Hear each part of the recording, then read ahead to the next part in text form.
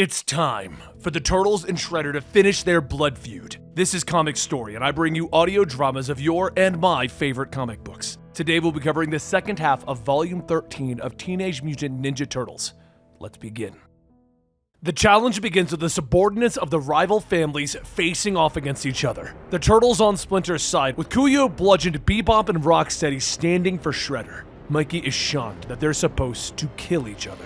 But Splinter explains that only he or Shredder are meant to die. He takes his son's hand, explaining that the families will never know peace until one or the other is dead.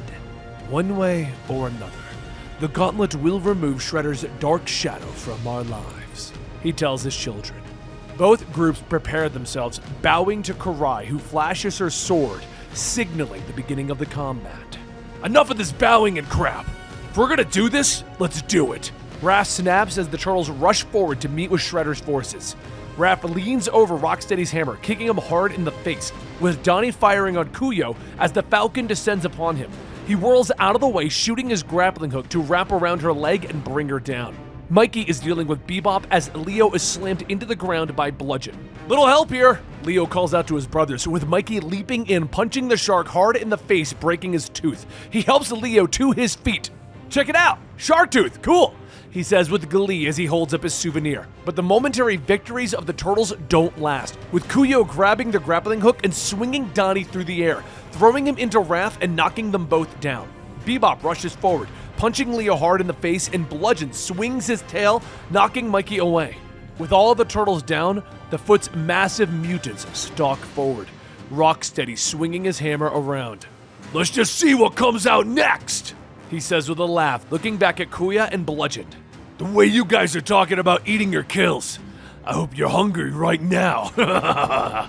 He lifts his hammer, preparing to strike, but Donnie gets to his robotic feet, blasting a laser from his eyes. I got a newsflash for you idiots, I didn't come here to lose, he says, raising his arm, firing a flamethrower at the enemies, keeping them at bay long enough for his brothers to get to their feet. Guys, I can only keep the bozo barbecue cooking for so long, he shouts back, and Raph is ready to rush back in.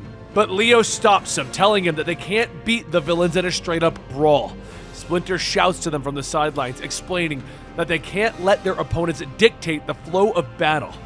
Leo nods as he readies his swords. We do this as a team. We do this for our father, he shouts, and the group rushes forward, prepared to fight once more. They quickly leap amongst the group of mutants, with Leo telling them that they need to keep them scattered and off balance. Donnie nods, transforming into car mode, rolling forward, slamming into Bebop and Rocksteady. Yo, fish breath! Candygram! Raph shouts as he and Mikey hit Bludgeon, one going high, the other going low. Leo ducks under Koya's attack, rolling up and throwing a smoke bomb at her. Pathetic tricks won't keep you hidden, she snaps, but is lost in the smoke. Splinter continues to meditate as his sons are fighting. Memories of the day that they were all executed by Oroku Saki flash through his mind. Back when they were all humans. Raph throws his kunai at Rocksteady, the blades sticking into the rhino, forcing him to shout with pain and drop his sledgehammer, which slams into Bebop's foot, making the warthog jump up and down. Man, look at those dorks. We should just let them beat each other up, Mikey laughs, and Raph nods and smiles. You know what, Mikey? I think you're onto something. A few moments pass, and both brothers let the big mutants surround them. Totally crazy, Mikey whispers to Raph, the big monsters rushing forward, the two brothers leaping out of the way, letting them slam into each other. Above them, Leo leaps out of the shadows, landing on Koya's back, slashing into her with his swords, bringing her down. Bludgeon is trying to rip Donnie's arms off, but he hears Koya shouting as Leo continues to hack at her with his swings. The distraction is all Donnie needs to fire a beam into the shark's head. This forces him to release him, and he looks up, flashing a blinding light at the shark, blinding him. Dude, I think Donnie and Leo are winning, but are we? Mikey asks as he and Raph continue to dodge Bebop and Rocksteady's attacks, allowing the two brutes to continue to beat into one another. Yeah, pretty much, Raph says, and the two mutants start shouting at each other, yelling for the other one to stop hitting them. Come and get us! Raph shouts, and the brutes turn, rushing at him, but Raph and Mikey leap away again, allowing them both to slam into the wall.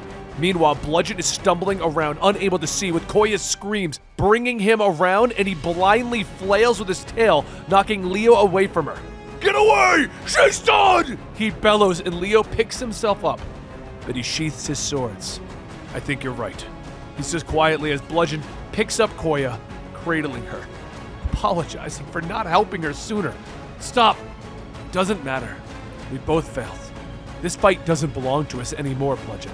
Leo and Donnie then join Raph and Mikey, who are watching as Bebop and Rocksteady continue to argue. We made them beat each other up, but I think they liked it? Mikey jokes, and Leo draws his swords, telling the group to attack together, that they are ready to get some payback for Donnie.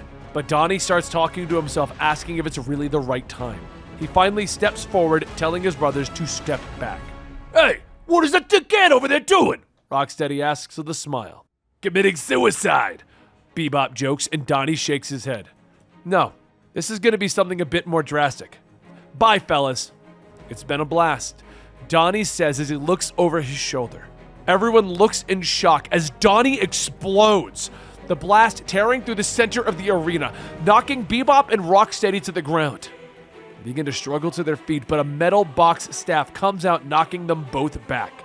No freaking way! The three brothers gasp as they look up to see the real Donatello is back and standing before them. Man, that felt good, he says with a smile. The brothers rush forward to hug their now alive brother, shocked to see him up and around already. The same heroic warrior you have always been, Splinter says as he steps forward, with Donnie hugging his father. And Splinter looks at his son, wishing to know how Honeycutt managed to bring him back. But first, he says as he turns to the rest of his sons, I know you are weary from the first battle, but I must ask you to find the strength within yourselves to carry on without me for a short while longer. The brothers are confused, but Splinter explains that he was searching the astral plane for answers on how to defeat Shredder. I have yet to find them, he says, but Shredder is behind them, stalking forward. Are you finished, Yoshi? I grow tired of this delay. Splinter nods, claiming that since Clan Hamoto has won the first part of the gauntlet, Shredder must choose where the next fight will happen. I choose the rooftop.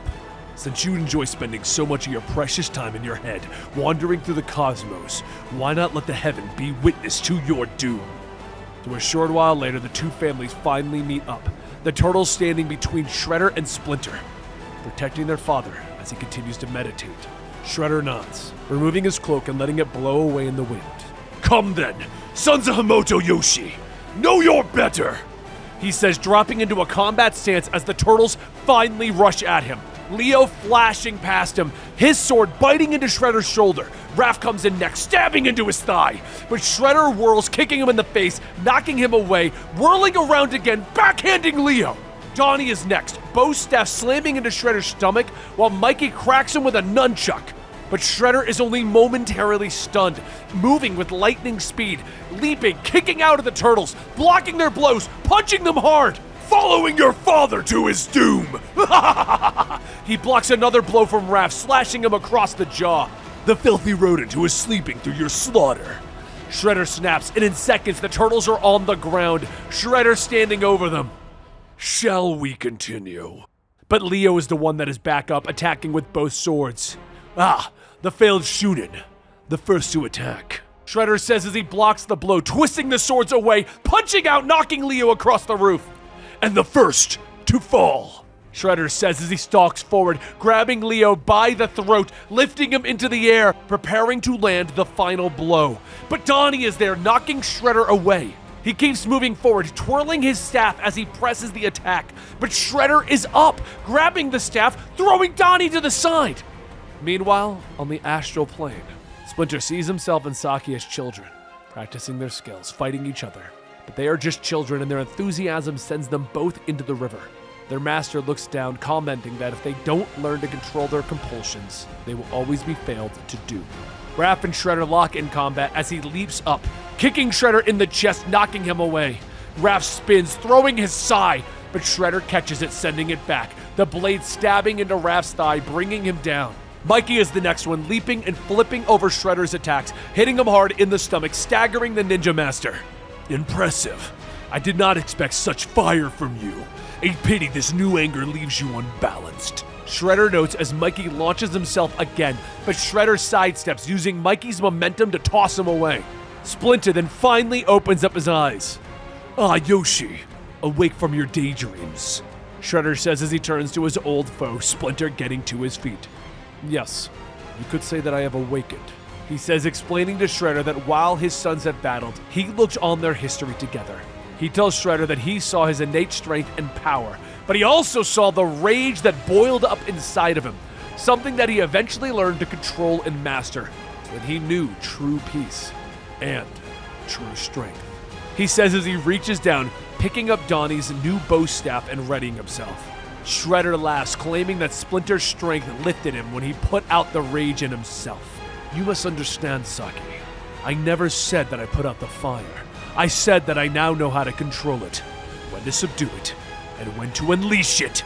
He lashes out, slamming the staff into Shredder's shoulder, whirling and lashing into Shredder's face. The ninja dodges the attack, sweeping out, knocking Splinter off his feet. But the rat reaches up for Mikey's nunchucks. He and Shredder meeting once more in battle, trading blows back and forth. Shredder backhanding him, drawing blood. But Splinter grasps at one of Raph's eyes, leaping back up, the blow coming close to Shredder's face. Shredder then twists out of the way, slashing him across the arm, kicking the stunned rat.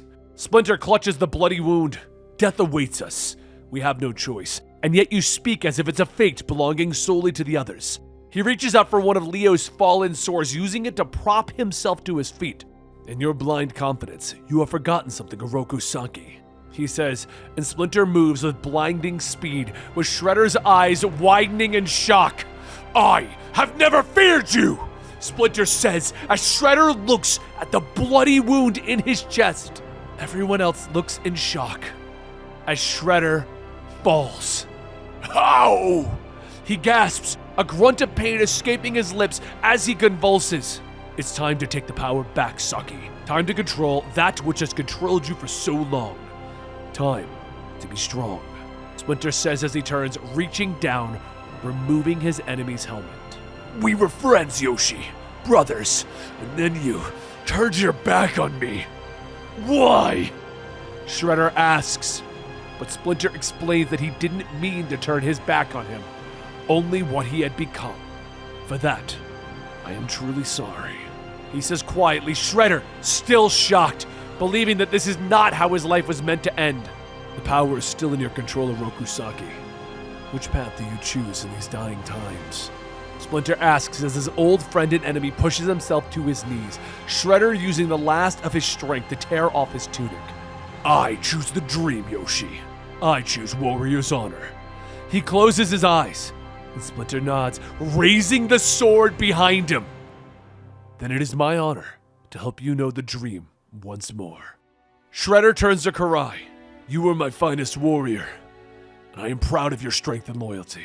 He turns to Katsuni, promising, I will find a path that leads back to you. And then he looks over his shoulder. And you, Hamada Yoshi, I will see you in the forest again. Brother. Splinter looks at him sadly. I do not doubt it, my brother. The sword flashes through the air, and with that, Shredder falls. The brothers look at him in shock as Splinter steps down from the roof, offering Leo his sword. Karai steps forward, with the turtles moving to defend Splinter, but he motions them away. Speak, Oroku Karai. I am listening. He asks her if she would continue the vendetta or honor the rites of the ritual. She agrees to honor them, believing that she has seen true leadership today, and she bows before Splinter, offering out her sword. I humbly offer my grandfather's throne and my sword to you, Master Splinter, she says. Everyone looks at them in shock, and Splinter pauses for a moment before reaching out. And I humbly accept your offer to lead the Foot Clan, Oroku Karai, as I accept your sword. With that, he touches it to her shoulder. Everyone is stunned, but it's Mikey who finally speaks up. No. He drops his nunchucks to the ground. I'm done. I can't be a part of this, not anymore. Not if this is what all the fighting turns us into. The others try to stop him, but he turns, leaping off the building, disappearing into the night. Splinter tells them to leave him be, that he will come to terms with the surprising outcome on his own. What's next, Father? What do we do? Leo asks Splinter, and Yamato Yoshi reaches down, picking up Shredder's helmet and looking at it in sadness, remembering the children who were once best friends. Now, my sons, we embrace our destiny. And he looks over the city. And there you have it, a new era for the Turtles and Splinter. But what will happen now that Shredder is gone? And is he truly gone? There is a follow-up story called Shredder in Hell that we'll be covering soon. But as for the main Turtles continuity storyline, it does continue. And it gets all kinds of interesting. Make sure you like, subscribe, and hit that notification bell to find out when it's coming. And you can get early access if you join us over at YouTube memberships and Patreon. I'm Benny, and thank you guys so much for joining us for all of these years. We've been doing this for almost 10 years now, and it's all because of your support. So seriously, thank you guys.